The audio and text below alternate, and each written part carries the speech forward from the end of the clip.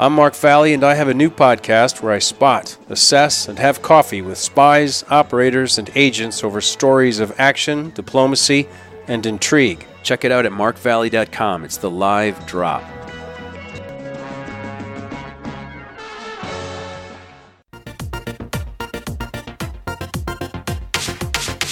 This is Popping the Bubbl with hosts Sandra Ponce de Leon and Pete A. Turner. Hi, I'm Lou Kerner. I'm with Crypto Oracle, and you're listening to Popping the Bubbl. Hey, Lou, thank you so much for joining us. It's really great to have you. Super excited about this conversation. I saw you speak at the Start Engine ICO Summit conference just a few weeks ago, and your talk, you were the keynote speaker. It's really my first intro into the world of ICOs and blockchain and cryptocurrency. And I really loved hearing your story about how you came to be a crypto expert. You're actually the number 4th most influential crypto expert on Medium. And you have a background in finance from Wall Street, and you've really drank the crypto Kool-Aid, so to speak. And I love it because I've just started to also dive down into that rabbit hole, so to speak. But would just love to hear a little bit about your story and your journey to where you are today. Sure. Well, terrific. Thanks a lot, Sandra.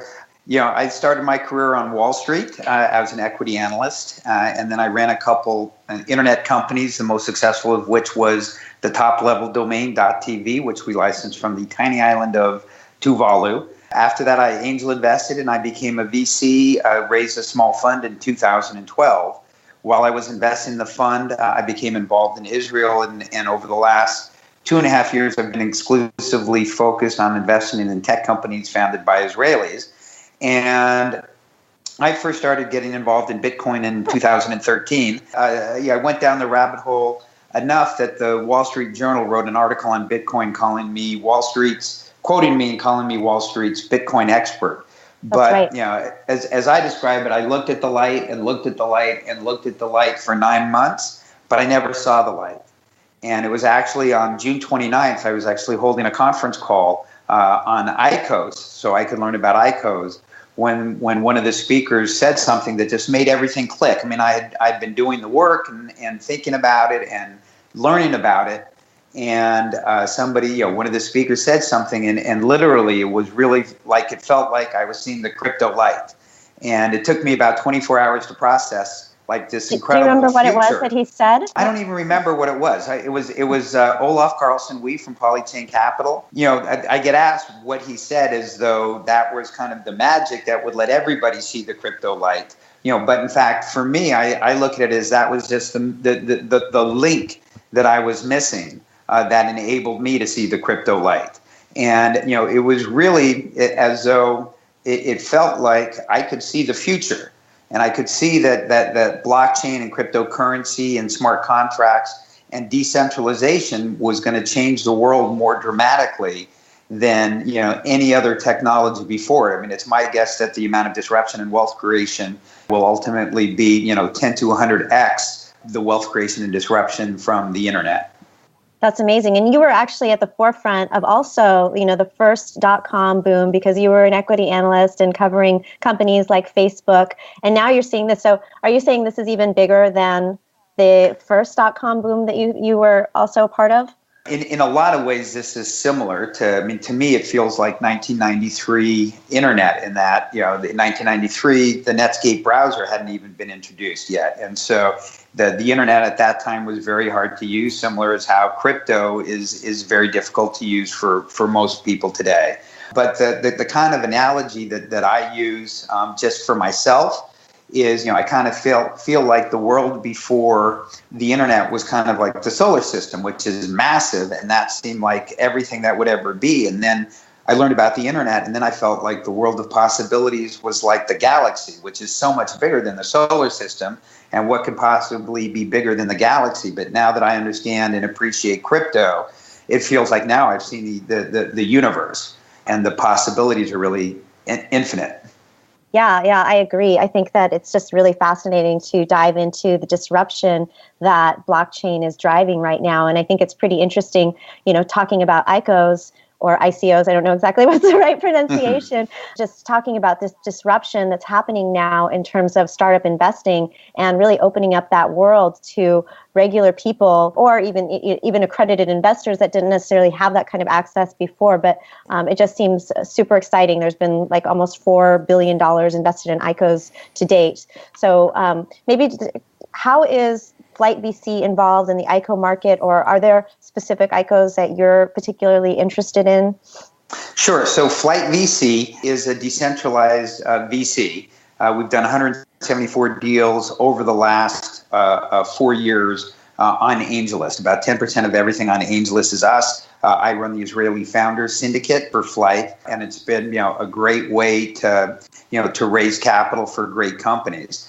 But in the crypto world, I'm going to be raising a new fund because through AngelList, they actually at the moment aren't even enabling ICOs to be done over their platform. There's a lot of regulatory uncertainty that they want to work through before they let syndicates leverage the platform for ICOs. I'm raising, along with my highly talented partner James Haft, we started Crypto Oracle, which really has three arms: a VC, an advisory part, and a media company, and they're all very synergistic. Oh wow, that's great. So are you guys actually live right now? Can I go to crypto? Yeah, cryptooracle.io. Cryptooracle.io is the website. Yes. Okay, very cool. I love that it's got all of these different arms to it. In your opinion, what's the difference between investing in an angel or through a syndicate fund versus investing in an ICO? Well, in an ICO, there are obviously two very distinct types of ICOs. One is a utility token, which is what you're getting, is really a token that enables you to get a future digital good generally. And then the other type of ICO, and I think utility tokens are going to be huge, but I think the far greater type of ICO, today it's smaller, but it's growing much faster and will surpass utility tokens shortly, is security tokens. And security tokens are can effectively just be shares, except for instead of private shares historically were you had to raise by having meetings and explaining to people. With ICOs, you can raise globally, and even more importantly, when you buy a private share, that's not liquid, so you have to wait. More often than not, many years before you get any liquidity, before you get any money back. And in a tokenized security, it'll be freely tradable, and so it's just better in so many ways. Yeah, I think it's fascinating that you've got it seems like there's this gold rush now for ICOs, right? Now that I've started to dive into it, I see company after company after company that is deciding to raise via ICO. So I guess kind of thinking back and so each one of these companies, especially if they're focused on a security raise or a tokenized security raise, so they're going to be creating their own digital currency. So hypothetically, there's going to be thousands and thousands of currencies out there. I mean, what does that mean for fiat, or is it? I mean, do we have to think about the way that we do our finances and operate day to day in terms of money in a completely new way, for the future? Sure. Well, I think there are actually two different questions there, Sandra. I think for myself, I look at what we call cryptocurrencies. I really look at most of them as just as being companies. And so, and they're using the blockchain and they're using, cryptocurrency to enable whatever it is that the company does. But most of these are not actually going to be currencies that you're going to be able to buy a Starbucks coffee with. And then there actually are some currencies that you will be able to transact, but the amazing thing about whatever you're talking about in crypto is the infinite number of possibilities that are now possible with a smart contract on top of whatever cryptocurrency that you're talking about. So it can have currency elements to it, but even currency is going to be much different in the future than what we think of currency as today. Yeah, I think it's just the way that we think about investing, exactly. The way we think about using dollars. It's going to be way different. Yeah, I mean, my assumption is that I will be able to have the Kerner coin. So I'll be able to have my own currency that has smart contracts in it that tells the world when I interact with it how I want my money to work. So I can tell it, I want to leave a 22.5% tip unless I say otherwise, right? Then I have to use less mind share wondering how much do I leave, every time, you go to a restaurant. If I go to a gas station, my coin will only work if that gas station, has a climate-friendly supply chain and on and on and on, in terms of how my Kerner coin will be optimized for how I want the world to work. Yeah, that's incredible. It's just kind of mind-blowing to even, I don't think our minds can really quite grasp it just yet, but you're there because you've seen the light. Yeah, no, it really is. It is, and this is crazy to say, but literally seeing the crypto light has not only, expanded my view of crypto and everything crypto can be, but literally I feel like I'm seeing the whole world in a whole new light, and I'm so much more open to things that I was never open to before. I've literally in the last month gotten into Eminem, and I never listened to Eminem before. Really? And again, it's crazy. Turns out, guess what? He's really good. Yes, thank you. Welcome to the party. I have a question about this crypto light, and it goes to the bigger social movement of things. You talk in one of your Medium posts that other people have to have time to see it. And this kind of goes through a lot of different things that we fight the old norms with this new progressive way. So along that evolutionary path, there are pits and valleys. We've seen Netscape create, explode, and get destroyed. We've seen other gigantic organizations collapse. Everybody had a MySpace. Nobody has a MySpace. Is that why nobody's coming to my page? Yeah. So I think you get the idea. You were absolutely right. It takes time for people to get to where you are, but I think we've taught ourselves that, hey, this stuff is, technology can be volatile. I don't want to get on to the next. I don't know. I mean, there's some Vine, that was here today and gone tomorrow. How do we know that this isn't that? Look, it could I be wrong? Sure. Always certain, often wrong, right? But literally, it's been a little over 5 months since I saw the light, and every single day, right? Obviously, I don't have a crystal ball. It really feels like I do. I recognize that I can be wrong, but what I can tell you is that, I saw the crypto light a little more than 5 months ago, and every single day for the last 5 months, I learned 1 or 2 or 10 new things about crypto that just make me go, oh my God, it's even bigger than I thought. Wow. And you're only 5 months in, so this is something that I want our listeners to hear. Like, if you're interested in this, you can get caught up pretty quick, where you have the ability to say, I now know quite a bit about this, and I'm excited. So this is a good thing for the audience to understand that it's not too late. There's a lot of potential, and we all can spend some time learning more about it. Actually, let me ask you this. Your last name basically means to farm. Is your Kerner coin going to be a kernel? Yes, you're not the first person to mention that, unfortunately. Oh, damn it. But it's again, the question of is it too late? To me, I mean, it's really comical. One of my personal favorite posts, because I was able to communicate something so simply, was I wrote a post called "The Crypto Bubble Isn't a Bubble, It's a ... And I show 3 slides. The first is Amazon share price going up 70x from 97 to 99. The second slide extends it out 2 years and shows Amazon's share price crashing more than 95%. The third slide extends that out another 16 years. What seemed like this big, massive bubble and horrible crash, in the context of where Amazon is today, it wasn't a bubble and a crash. It was just a tiny little blip. I really don't spend any mind share thinking about where Bitcoin is going to be in the next minute or the next day or the next year, quite honestly. What I'm focused on is where is all of crypto going to be in 20 years? And I'm so certain that it's going to be far bigger than anything we've ever seen. And there are lots of things that we can do as a community to help us get there faster. I love the excitement, and I think that that's something that I got from you from your keynote, and I think it was a great introduction for me into the world of crypto and blockchain, and sort of ignited my interest in the space.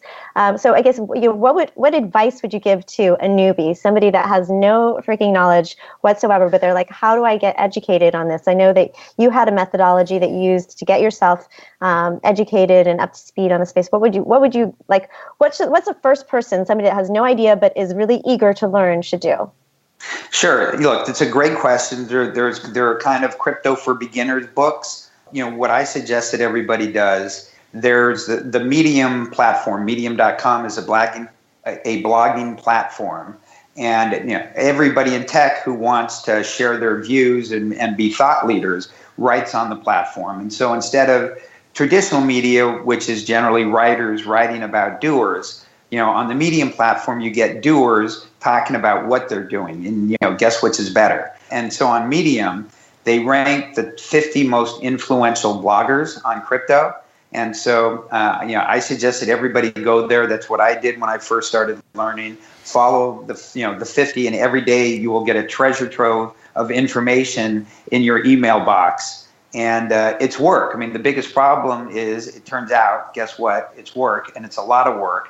And I think part of the reason that that I'm at where I'm at is because I actually love learning, and I love doing the work and connecting the dots. And I think that that for people who are like that, this is the best ROI, return on investment on time, that anybody will ever have in their lifetime. Hey, this is Pete A. Turner. And this is Sandra Ponce de Leon from Popping the Bubbl. We love making this show for you and giving these incredible interviews. Absolutely. We meet the greatest people. We'd love your support by going to iTunes and subscribing, and maybe even leaving us a 5-star review. Hey, thank you so much. Thank you. Other than maybe flossing. I think everybody should floss. That does make for a good ROI. You get to keep your teeth. Exactly. Although a dentist told me once that actually you don't have to floss all your teeth. You just have to floss those you want to keep. Yeah, and I guess if you're going to sink your teeth into Bitcoin, you got to floss the good bits out. Exactly. And look, one of my favorite tweets, when people say, "Oh, it's too late, it's already $10,000." One of my favorite crypto tweets is from 2011.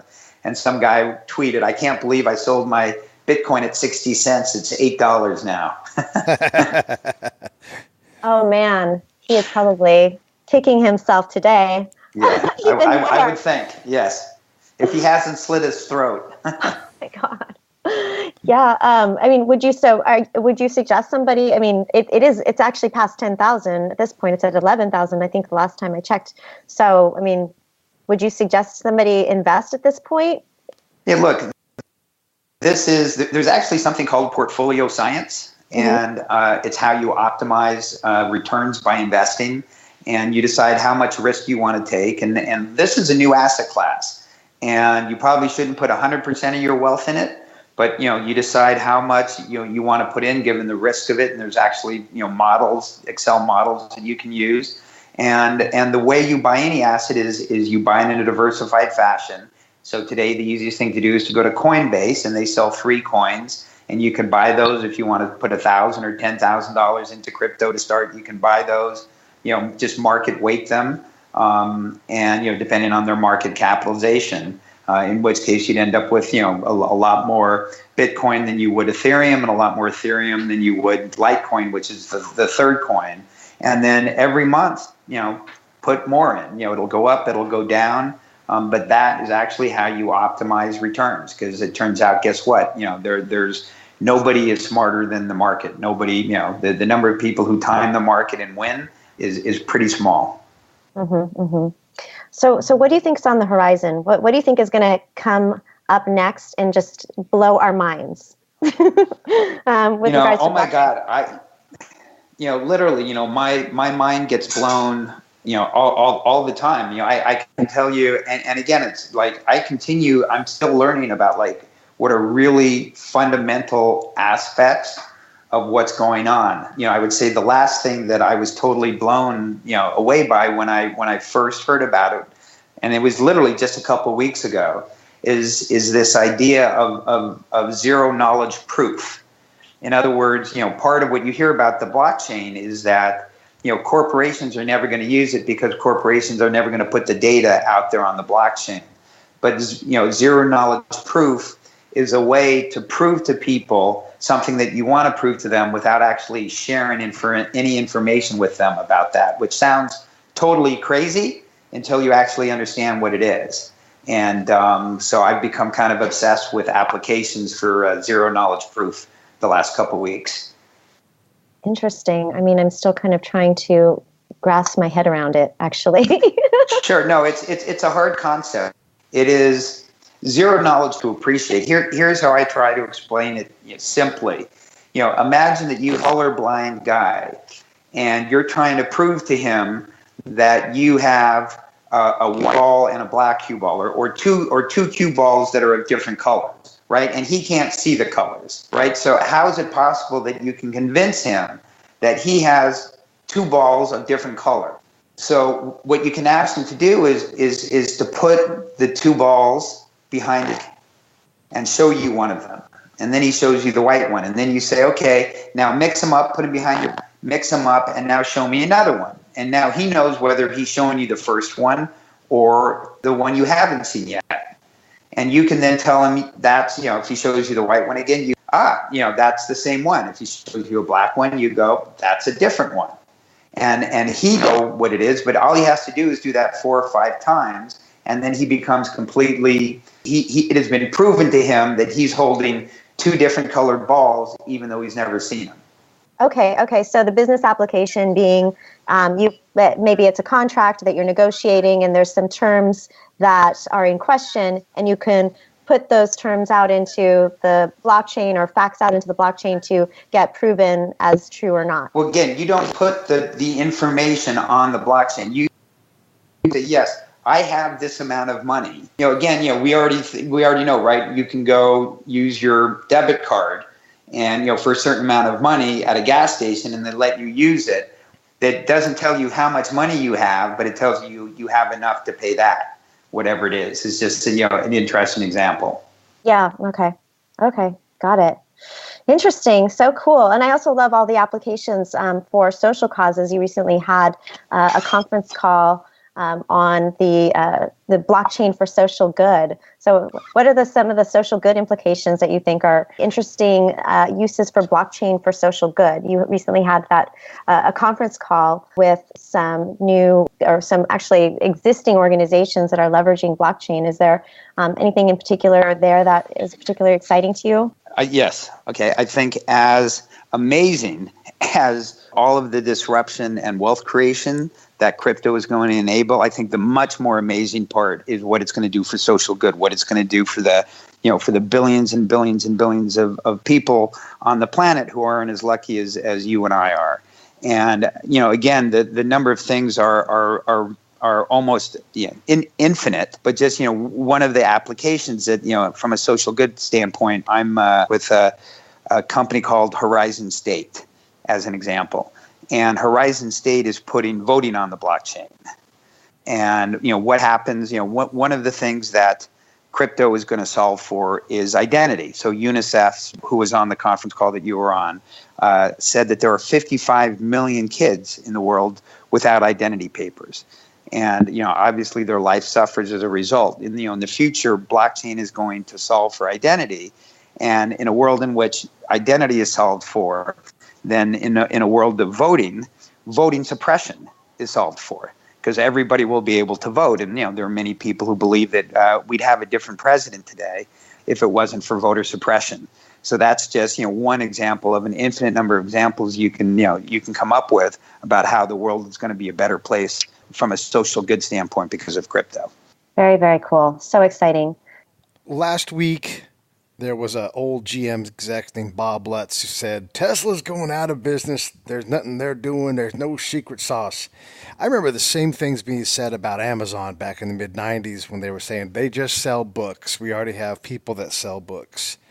I feel like Bitcoin is this thing where folks who don't understand it, who've already made a ton of money in another field, just can't quite see this. There's a zillion applications for Amazon now that they do that they never could have thought of 20 years in the future where they make tons of revenue. I mean, I remember they bought pet medicine supply companies, back then, trying to figure out what it was going to be. There's going to be a lot of sorting out. What do you think won't work when it comes to Bitcoin? What do you think? Like, that's just too weird. I really think the possibilities are endless about what this is going to do and how it's going to change the world. A smart contract is just essentially an if this then that standpoint, so the possibilities of if this then that are really limitless. The haters. I don't understand why the haters are news. Quite honestly, when Jamie Dimon says that it's a fraud or that it's a Ponzi scheme, he's not adding anything to the dialogue, right? It's like he's talking about somebody and he's saying they're ugly. Okay, well, that's an opinion, but that doesn't really help anything. That doesn't help you understand anything. And I don't understand why it's newsworthy. It's like if he talked about, what he thought about the Knicks. Jamie Dimon thinks the Knicks are going to do horribly this year, right? That wouldn't be news in the sports page. Because he doesn't know anything about basketball relative to other people. Look, what won't work, this is right now in terms of the number of companies that are being formed, right? It's a Cambrian explosion. It's we're seeing a massive number of companies being formed around crypto to try new things. And certainly a lot of those aren't going to work out. Some of them will be because they're bad ideas. Others are going to be just because it was bad timing. There were a lot of internet companies that went out of business in 2000, 2001 that ended up being really good ideas, but they just had really bad timing because, the internet wasn't ready for bandwidth that you needed to have YouTube in 2001. So, there's certainly, going to be, we're in the early days of this. Could Bitcoin be down 70 or 80% or 90%? Sure. Amazon, right, the greatest company in the world, was down 95%. From its peak and the bubble to its low point. This is going to be a wild ride, and the way that you win is you don't try to time it. If you had just bought Amazon, every month, you would have crushed it. And obviously, the idea is obviously you get a diversified portfolio. Because if you had bought pets.com every month, you wouldn't have done so well. But if that was part of a portfolio, in totality, your portfolio would have done awesome. Yeah. And I love the idea. There's some ICOs that are actually even bringing in that diversification already into the ICO. Like there was the 22X fund, which is launching their ICO, which is based on 500 startups. So all the 22nd batch of 500 startups are all part of this ICO. So you actually get that built-in diversification right off the bat. Yeah, I love 22X because not only do you get the advantage of getting all these great companies from 500 startups, but you don't have to pay. There are no fees involved, right? So you get immediate diversification without having to pay, a VC, their 2 and 20. That's right. Is there any parting thoughts you'd like to leave us with? I know you've got to get yourself to the airport and you're off to another conference to speak about crypto. Is there any parting thoughts you'd like to leave us with? Yeah, the same parting thoughts that I tell anybody who's trying to think about this, and that's do the work. It's not easy, but if you're interested, if you think that this might be a thing, the only way that you're going to be convinced is if you do the work. Absolutely. It's definitely a fun ride. I'm really enjoying my trip down the crypto rabbit hole, and it's been such a pleasure to have you on. Thank you so much for joining us and for all of your knowledge and knowledge sharing that you're doing. I will just add one more thing too, just one more thought, is that everybody should floss. Hey, make sure you guys follow Lou on Twitter. He's Lou Kerner. Follow him, especially on Medium, and he's right. Go follow those thought leaders that are on there with him on Medium talking about blockchain, because you're right. The doers are writing nowadays. So thank you for doing that. So thanks a lot for having me. Thank you. Thank you so much. Thank you.